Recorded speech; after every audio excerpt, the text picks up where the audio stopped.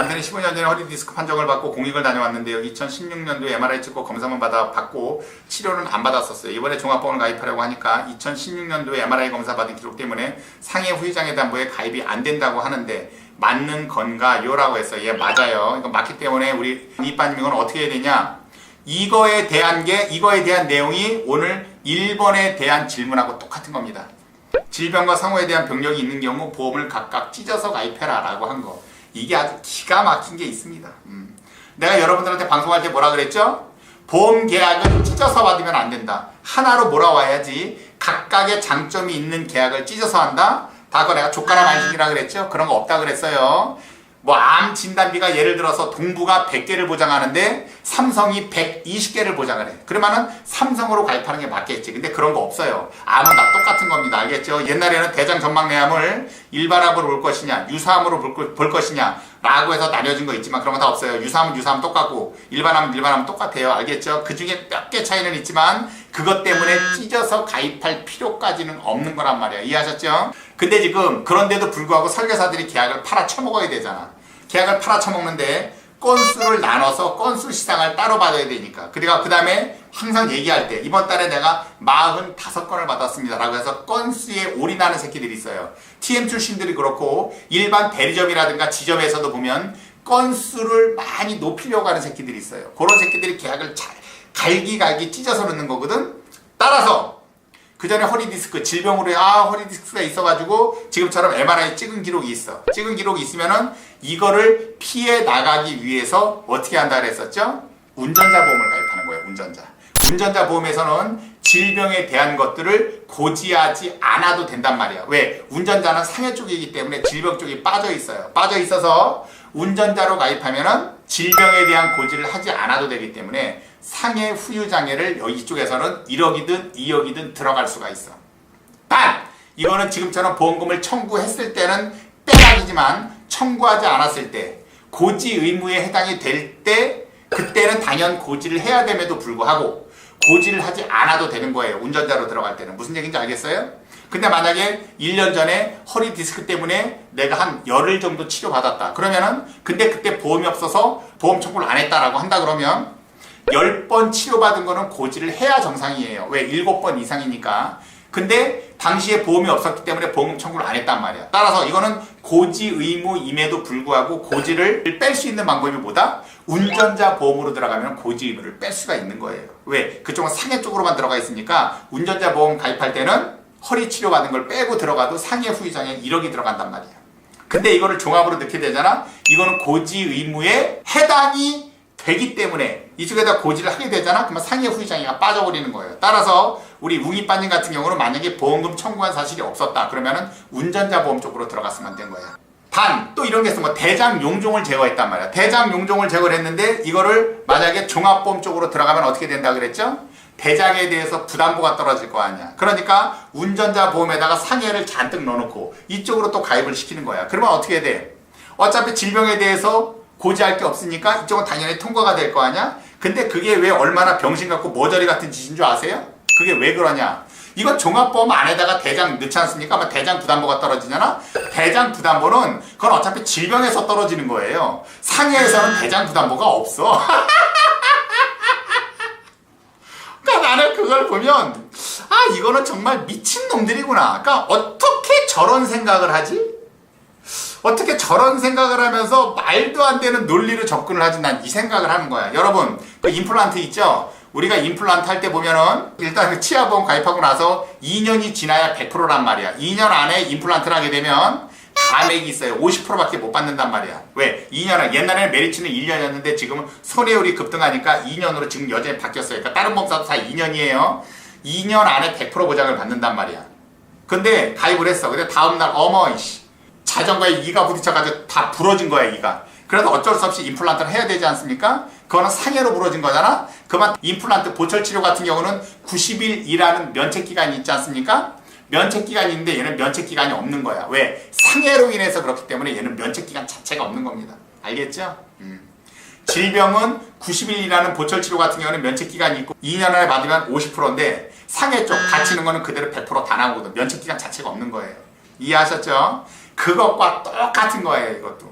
그러니까 대장 용종 제거해서 대장에 대해서 부담보가 나왔으니까 고객님 이거 종합보험으로 하시면 안 되고요. 이거는 상해 쪽 운전자 쪽으로 들어가시면은 이건 부담보가 없습니다. 당연히 부담보가 없지. 질병과 상해는 틀린 건데. 그렇게 또 대가리를 쓰고 앉았더라고. 그러니까 이거는 MRI 찍고 검사만 했는데 이건 보험금을 청구했었기 때문에 그런 거예요. 근데 이건 어쩔 수 없어요. 상해 후유장에는 100만 원만 들어갑니다. 알겠죠? 상해 수술비는 빠지거나 감액되거나. 안녕하세요. 최근 안보험 들었는데 5년 부담보 동안에는 진료하면 안 되고 검진만 해야 되나요? 또 부담보 부분에 대해서 진료하더라도 예전 실비로 청구도 되나요? 라고 하셔서 자, 여기에 있는 질문 중에는 첫 번째 질문이 지금 제일 중요한 거예요. 첫 번째 질문은 뭐냐? 5년 동안 부담보가 떨어졌는데 부담보가 떨어지는 도중에는 치료를 받으면 안 되나요? 라고 지금 이거란 말이야. 진료는 상관이 없고 치료를 받으면 안 되나요? 라는 이 질문이 지금 왜 나왔냐면 다 저거는 머저리 찐따 병신 같은 설계사들이 얘기를 한 걸 램램 정표님이 들었기 때문에 그런 거야. 아니면 지금 본인의 담당 설계사가 저따위 식으로 얘기를 했거나 여러분 내가 뭐라 그랬어요? 이 부담보라는 거는 2년 부담보, 3년 부담보, 5년 부담보 보다 부담보 기간이 있단 말이야. 그 기간 동안에만 보장을 안 해준다는 얘기지 입원을 했든 수술을 했든 치료를 받았든 약을 먹었든 그거는 전혀 상관이 없는 겁니다. 만약에 지금처럼 5년 부담보가 떨어졌어. 근데 3년 있다가 예를 들면 유방 초음파를 받았어. 근데 유방에 섬유선종이 있었단 말이야. 그래서 나중에 딱 이거 치료비 보니까 뭐 검사비까지 해서 보니까 막 30만 원이 나왔어. 30만 원을 청구해도 어차피 안 줍니다. 왜? 부담보라는 건 그 기간 동안에 보장을 안 해주겠다라는 얘기지. 치료를 받아서는 안 된다는 얘기는 아니야. 그러니까 치료를 100번을 받든 1000번을 받든 상관이 없어요. 그 5년 동안에만 보장을 못 받는 거야. 그러니까 6년째 됐을 때 어떻게 되느냐? 그 5년 안에 부담보 기간 안에 1000번을 가든 10만 번을 가든 상관없이 6년째가 딱 되면 바로 다 풀리는 거예요. 그때부터는 해주는 거란 말이야. 무슨 말씀인지 알겠죠? 근데 지금 이 얘기를 왜 하냐? 이거 설계사가 얘기한 거야. 5년 부담보 떨어졌으니까 5년 동안 병원에 다니시면 안 되고요. 다니지 말아야지만 5년 이후에 풀립니다. 이런 개 병신 같은 소리가 자빠져 있는 거예요, 지금. 이건 그거랑 아무 상관없는 거야. 아시겠죠? 그 다음에 두 번째. 부담보 부분에 대하여 진료하더라도 예전 실비로 청구해도 되나요? 라고 했어요. 부담보로 떨어졌다는 건 뭐냐면은 신계약이 들어갔다는 얘기 아니야. 근데 실비는 예전 보험에 있었고 예전 보험 안에 특약으로 들어가 있든 아니면 실비가 따로 떨어져 있든 어찌됐건 예전 보험이고 지금 들어간 거는 건강보험 신계약으로 들어간 거 아니야. 그러니까 지금 보험에서 부담보가 떨어진 거고 예전 실비가 들어가 있었던 보험에 있어서는 그때는 건강했기 때문에 유방에 대해서 부담보가 안 들어갔단 말이지. 그러면 어떻게 되느냐? 예전 실비로 청구하면 이건 당연히 나오는 거예요. 왜? 이건 신계약에 대해서 부담보가 들어간 거지 예전 실비, 예전 건강보험은 부담보가 없단 말이야. 무슨 얘기인지 알죠? 요 질문을 지금 하는 거야. 그러니까 예전 실비를 유지하면서 신계약이 들어갔는데 신계약에 대해서 5년 부담보가 떨어지니까 이 병신 같은 설계사가 5년 동안 뭐 치료받으면 안 돼. 뭐 이따위 개소리라고 자빠져 있는 거예요. 이거는 병신입니다. 이건. 알겠죠? 초특급 말 들으세요. 이런 얘기하면은 더 답답한 거야 나는. 이게 답답한 거야. 안녕하세요. 처음 채팅하는데요. 실효하는 거하고 해지하는 거하고 환급금은 같아요 라고 했어요. 그래서 이거에 대한 제목이 오늘 2번이야. 아다리들이 아주 잘 맞네요. 이게 해약 환급금 때문에 바로 해지하라고 하는 병신 같은 설계사라고 했어요. 내가 여러분들한테 항상 뭐라 그래? 제가 상담할 때 해지하라고 하더라도 그건 바로 해지하면 안 되고 신계약이 들어간 다음에 이번 10월 달에 보험료가 안 빠졌으면 10월 달에 안 빠지게 하고 11월 달에 안 빠지게 하면 3차월이 되는 12월 1일부로 이게 실효가 떨어진단 말이야. 실효가 떨어지면 그때 내가 해지하라고 했어요. 왜? 다음 달에 암에 걸릴지 안 걸릴지 무슨 사고가 있을지 없을지 누가 상담합니까? 그쵸? 그래서 2달은 공짜로 보장을 받아라. 10월 달도 공짜로 보장받고 12월 달도 공짜로 받으면 3차월 됐을 때 실효 떨어지니까 그때 해지를 해도 늦지 않는다라고 얘기를 했어. 그랬더니 어떤 설계사가 또 다른 사람한테 얘기를 한 거예요. 이번 달, 다음 달 지나고 3차월 때 실효 떨어졌을 때 해약하면 지금 해약하는 것보다 해약 환급금이 적어진다 그러는 거야. 여러분 어떤 줄 아세요?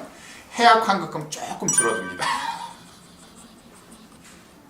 근데 어차피 해약할 거 그 코딱지만큼 눈물만큼 줄어들 거 그거를 더 막기 위해서 지금 해지를 한다? 그러면 어떻게 된다? 큰일 나는 겁니다. 근데 그 설계사가 그 얘기를 한 거야. 실효 떨어지고 해약하면 해약 환급금이 조금 줄어들어. 월보험료만큼 2번만큼 줄어드는 거 아니에요. 다 개소리예요. 진짜 조금 줄어들거든요. 그거 줄어들기 때문에 바로 해지해야 된다 그러는 거야. 근데 이 새끼가 해지하라고 하는 이유는 딴 거 아니에요. 해지하면 사람이 보험이 없으니까 불안하잖아. 그 불안한 심리를 이용해 처먹으려고 그렇게 하는 거야. 그러니까 지금 얘기했었던 이미정님 해지하는 거하고 해약환급금은 같아요 라고 했어요. 같지 않습니다. 조금 줄어들어요. 근데 줄어든다고 하더라도 실효 떨어지고 나서 하세요. 미리부터 해지하는 그런 우를 범하지 말고. 알겠죠? 이미정님 설계사들하고 말 섞으면 어떻게 되느냐? 쓰레기 됩니다. 쓰레기. 알겠죠? 항상 조심해라.